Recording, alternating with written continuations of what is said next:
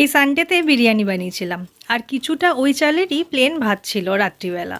তো সেটা রাতে লাগেনি, তাই পরের দিন সকালবেলা ভাবলাম সেটাকে ডিম পেঁয়াজ দিয়ে ভাত ভাজা করি। এটা খেতে কিন্তু আমার খুব ভালো লাগে। বাই দ্য ওয়ে, এই মিনি ব্লগটা হচ্ছে সোমবারের। তো যাই হোক, খেতে কিন্তু সত্যি দারুণ হয়েছিল। বিরিয়ানির চালের ভাত বলে মনে হয় ভাত ভাজার স্বাদটা একটু বেশি ভালো লাগছিল। তারপর খেয়ে নিয়েছি দুটো সন্দেশ। এই সন্দেশটা ফ্রিজে যখনই থাকে আমার শুধু মনে হয় কখন খাবো, এরকম ব্যাপার। মানে এই সন্দেশটা ভীষণ প্রিয়। আর এছাড়াও লট চমচমটাও খুব ভালো লাগে যদিও। তারপর আজকে দুপুরে রান্না করছিলাম আলু পটলের তরকারি। এছাড়া বাকি রান্না হয়ে গেছে, পটলগুলো এখন ভেজে নিচ্ছি, তারপর রান্না শুরু করব। মানে এই তরকারি রান্নাটা শুরু করব। এছাড়া আজকে কি রান্না হয়েছে সেটা দেখাই। বাজার থেকে ছোট ছোট ইলিশ মাছ এনেছিল, সেই ইলিশ মাছটা বেগুন দিয়ে আজকে ঝোল করেছি।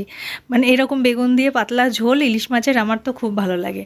আর এখানে হয়েছে আম দিয়ে টক ডাল।